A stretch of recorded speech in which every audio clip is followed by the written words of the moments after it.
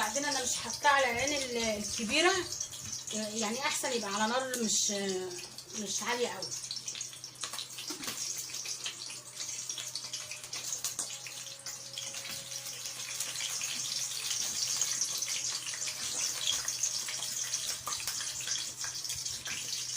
على نار كده متوسطه عشان ما ينشفش.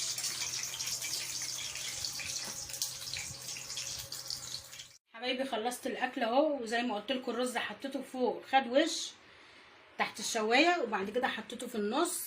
بصوا محمر ازاي، بصوا كله كده.